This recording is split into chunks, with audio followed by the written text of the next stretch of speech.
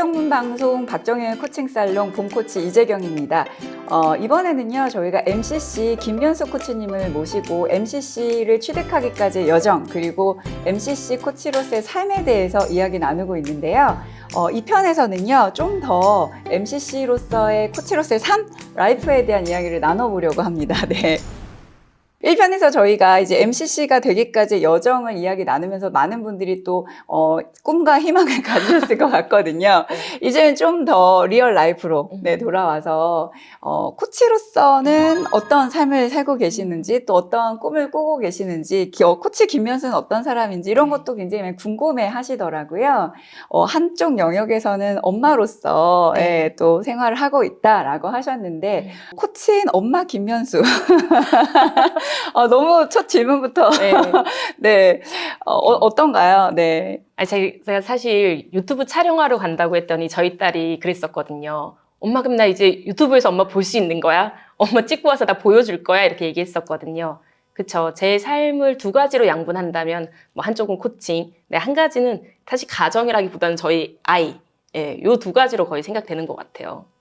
많은 분들이 또 궁금해 하시거든요. 코치가 되면 어떤 점이 좋냐라고 하는데, 뭐 직업인으로서의 코치도 있지만, 일단 저희 아이 얘기 가정이 크다라고 하셨으니까, 코칭을 배우면 이런 영역에서는 또 어떤 점이 좋으셨나요? 예전에 제가 코칭 좀 하고 나서 몇 년 지나서 저희 대학교 친구들과 후배들을 만났거든요. 저희 대학교 후배 중에 한 명이 저한테 그런 얘기 하더라고요. 누나 되게 옛날보다 착해진 것 같다. 제 옛날에 되게 무서운 누나였대요. 애들 말 안 들으면 막 혼내고 되게 무서운 누나였는데 누나 좀 사람이 착해진 것 같다 이렇게 이야기하더라고요. 근데 제가 뭐가 그럴까 생각해 보면 저희도 이 시즌에 따라서 저희가 코칭 강의를 많이 할 때가 있고 코칭을 많이 하는 시기가 있어요. 근데 저희 가족들이 제가 코칭을 많이 하는 시기일 때를 더 좋아해요. 제가 그때는 좀 더 코칭 철학 위에 서서 상대방과 세상을 더 보려고 노력하고 그런 시간들을 더 쓰다 보니까 그때 훨씬 더 사람이 조금 선해지는 것 같아요. 그게 아마 저희 아이나 저희 가정에도 영향을 미치게 되겠죠. 네, 그래도 그 코치를 엄마로 둔 우리 자녀분들은 그런 부분에선 굉장히 혜택이지 않을까. 그렇죠. 그 시기에 상당히 더 이해하려고 노력합니다. 그러니까요. 저도 가끔 내가 코치가 아니었으면 이 시기를 어떻게 보냈을까라는 생각 되게 많이 하고, 또 많은 분들이 그런 고민 때문에 코치에 입문하시기도 하잖아요. 근데 반대로 그 직업으로서의 코치의 삶도 되게 궁금하거든요. 어떠세요? 직업으로서의 코치는 어떤가요? 지금이 상당히 또 제가 바쁜 시기를 보내고 있거든요. 그래서 오늘 유튜브 촬영하러 오면서도 이 바쁜 시기에 내가 또 이걸 해야 돼. 그래, 막 그 얘기하면서 아까도 그쵸? 코치로서 지금 한참 뭔가를 많이 하는 시기에 와 있는 것 같아요. 그래서 제가 막 바쁘다고 푸념할 때 같이 이제 계시는 코치님들이 바빠서 너무 좋지 않아요? 생각해 보면 너무 코칭으로 바쁘고 싶었던 시기가 있었거든요. 너무 일이 없어. 누가 나에게 일을 주기만 한다면 나 정말 열심히 잘할 수 있는데 하고 바랬던 시기가 있기 때문에 또 지금 시기가 되게 감사하기도 하고 코치로서 상당히 바쁜 나날을 보내고 있는 것 같습니다. 그게 정말 어린 나이, 젊은 나이부터 시작을 하셨으니까 그런 나이대에서의 코치로서의 삶도 좀 남다르셨을 것 같아요. 어떻게 다르셨나요? 사실 제가 30에 코칭을 시작했기 때문에 사회적으로는 그 나이가 뭐 어리다거나 그렇게 젊은 나이는 아니라는 생각이 들었어요. 그런데 코칭계에서는 제가 너무 핏덩어리인 거죠. 심지어 이제 코칭을 시작해서 제가 뭐 6년, 7년 이렇게 지나도 주변에서 저를 보는 시선은 어머 저런 젊은 코치가 있어, 애기가 있어 약간 이런 시선이었거든요. 그런데 그때는 그 젊다 어리다라는 말이 약간 스트레스였었어요. 또 여기서 또 젊다는 얘기를 들어야 돼 약간 이런 느낌이었는데 지금은 어디 가서 젊다고 해주시면 너무 좋아요. 네, 너무 좋아요.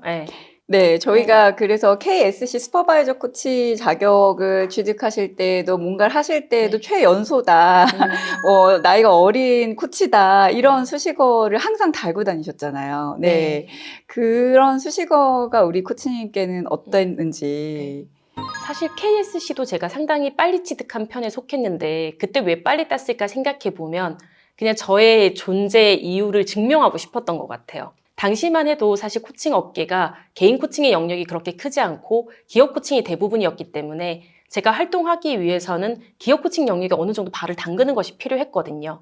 다른 영역으로 떠나지 않고. 그러기 위해서는 내가 뭔가 역량이 있는 코치라는 것을 증명해야 되는데 그러려면 자격증을 한번 또 레벨업 하는 게 좋지 않을까. 그래서 당시에 최연소 KSC 코치다라는 걸 달고 또 나름 잘 팔렸습니다. 도움이 그러니까 됐어요. 아까 우리 생계형 코치라고 네. 소개하신다고 여러 가지가 정말 생계형으로 음. 필요했기도 했지만 또 그만큼 실력이 있으셨기 때문에 가능하지 않았을까라는 생각이 들어요. 예. 그래서 정말 또 많은 분들이 이런 질문 주셨거든요. 코칭하면 정말 행복하나요? 라는 질문을 주셨는데 이게 어떻게 보면 네. 지금까지 이 질문들을 다 통합하는 질문일 수도 있을 것 같아요. 어떠세요? 코치로서의 삶 행복한가요? 그때 달라요. 사실 코치가 돼서 좋냐라는 질문 되게 많이 받았거든요. 코치는 코치라는 직업 좋으세요? 라는 질문 많이 받았는데 되게 좋은 점과 힘든 점이 극단적으로 저는 존재한다라고 생각이 들어요.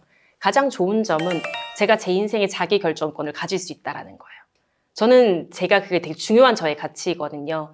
누가 나에게 하라고 해서 시키는 일을 하는 게 아니라 내가 중요하다고 생각하는 일에 대해서 제 삶에 많은 시간을 쓰고 또 거기서 전문가가 되고 잘하게 되는 게 제 삶에선 되게 중요하고 제 시간과 에너지를 원하는 곳에 쓰는 것이 너무 중요한 사람이에요.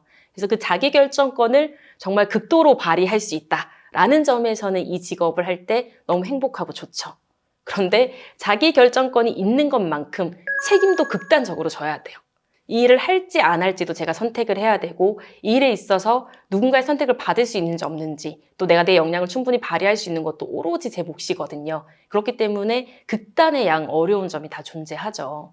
그런데 제가 이제 어쨌든 코치로서 오래 삶을 사다 보니까 저희 집에서는 저희 아이도 저의 흉내를 낼 때가 있어요. 그러니까 코치의 흉내. 왜냐면 제가 코치님들도 줌으로 많이 만나서 회의를 하고 하면 막 옆에 와서 코치님들이 하시는 말씀을 따라 하기도 하고 안녕하세요. 지금부터 코칭 대화를 시작하겠습니다. 비밀 보장해드릴게요. 막 이런 얘기를 진짜 툭 치면 이제 6살 아이가 막 할 만큼 되게 이분이 숙련되어 있으시거든요.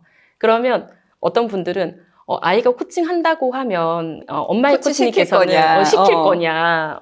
근데 저는 생각해보면 괜찮을 것 같아요. 네, 괜찮을 것 같아요. 그래서 가끔은 제가 이제 코칭하러 간다 그러면 엄마 나도 같이 갈래. 같이 가서 코칭할래. 막 이러거든요. 근데 같이 다닐 수 있는 날이 그렇게 멀지 않아서 곧 올 것 같은 거예요. 근데 아이에게 제가 추천할 수 있는 직업이다라고 하면 나는 이 코치로서의 삶을 꽤 만족해하고 있고 행복하게 생각하는구나 생각이 듭니다. 그런 날을 꿈꾼다라고 표현을 하셔서 또 궁금해졌는데 이런 질문 많이 주셨거든요. 김면수 코치, MCC 김면수 코치가 꿈꾸는 코치로서의 북극성? 네, 꿈? 이런 질문 많이 주셨는데 연결해서 어떤 또 북극성을 갖고 계신지. 한동안 그 북극성 트라우마에 시달렸어요. 왜냐면 코치님들이 다들 그 북극성 있으시잖아요. 그래서 저한테 코치님은 북극성이 뭐예요? 라고 자꾸 물어보시는 거예요. 근데 저는 코치로서 한동안 삶을 살 때까지 제 북극성이 없었거든요. 그래서 나도 누가 물어보면 괜찮게 얘기해 줄 만한 북극성 만들어야 되는데 막 이런 고민을 했어요. 그런데 한 번은 제가 이제 KSC 시험을 볼까 말까 고민하고 있었을 때 저희가 코칭 워크숍에서 2인 1조로 코칭 실습을 했던 타이밍이 있었거든요. 그런데 그때 참가자분들이 홀수이셔가지고 제가 파트너로 이제 같이 코칭 대화를 10분 동안 하게 됐어요. 그런데 그분이 저에게 이렇게 물어보셨어요. 코치님은 10년 뒤 어떤 코치가 되어 있기를 기대하시나요? 그런데 그 질문을 받고 딱 생각해 보니까 나 10년 뒤까지 이거 할지 안 할지 모르겠는데 하는 생각이 드는 거예요. 근데 제가 거짓말을 못 하거든요. 그래서 그분한테 약간 망설임 끝에 저 10년 뒤에도 코치 할지 모르겠어요. 이렇게 대답을 했더니 그분이 너무 당황해 하시는 거예요. 나 오늘 배우러 왔는데 이 코치 왜 이러지? 약간 이런 느낌으로. 그래서 그분이 저한테 미션을 주셨어요. 자, 그럼 코치님 앞으로 어떤 코치가 되고 싶으신지 다음 워크숍에 올 때까지 코칭을 한번 받아보시고 오셔라. 예. 그래서 제가 다음번 워크숍도 제가 리딩하는 날이었거든요. 근데 뭔가 이 참가자하고의 약속을 지켜야 될 것 같은 거예요. 그래서 실제로 코칭을 받았습니다.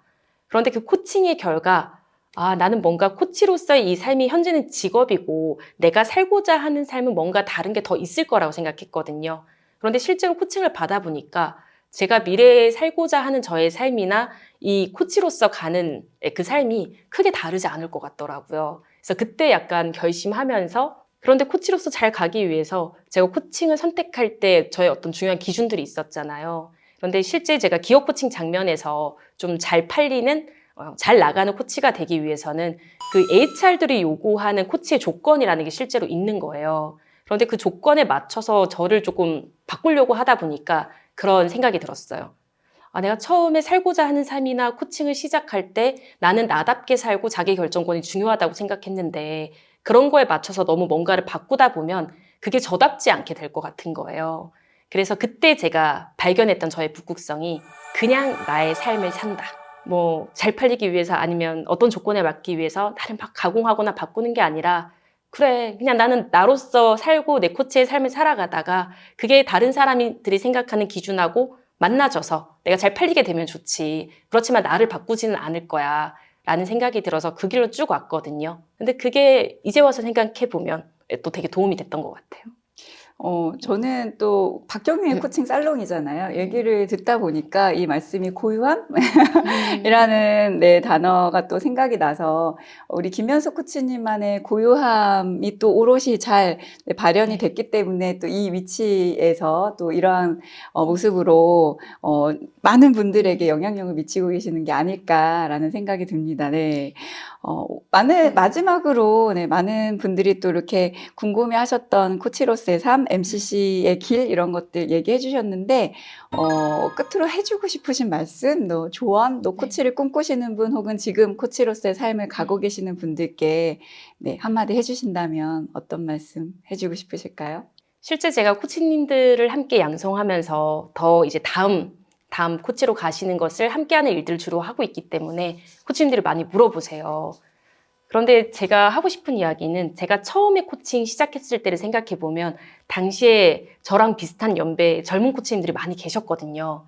그런데 13년, 14년 지나서 지금을 돌아보면 그때 함께 이제 코칭했던 젊은 코치님 중에 제 주변에 지금 현재 한 4분 정도 남아 계세요. 나머지 다른 분들께서는 이제 다른 잡을 찾아서 다들 떠나신 거죠. 되게 아쉬운 그런 마음이 있어요. 그런데 계속 올 수 있었던 것은 아까 말씀드린 것처럼 함께하는 사람, 그리고 제가 포기하지 않고 그냥 코칭을 했기 때문이거든요. 그래서 많은 분들이 코치님 요새 너무 코칭이 잘 안 돼요. 전 코치로서 못 먹고 살 것 같아요. 다른 거 찾아볼까 봐요. 이런 말씀들 하세요.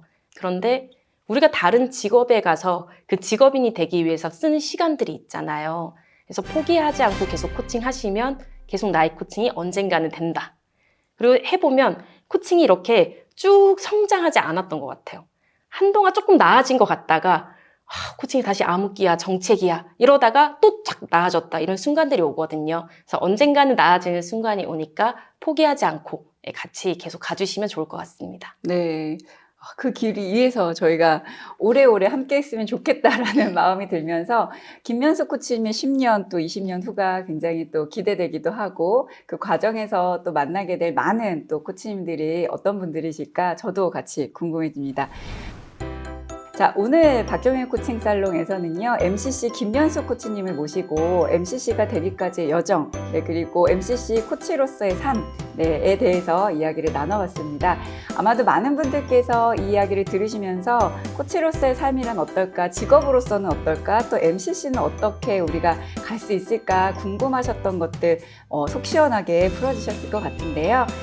응원의 말씀 또 저희가 감사의 말씀을 전하면서 보내드리고 더 많은 분들께 이 영상이 널리 퍼져나가기를 기대하면서 마무리하도록 하겠습니다. 시청해주셔서 감사합니다. 감사합니다. 네, 감사합니다. 나와주셔서 감사합니다.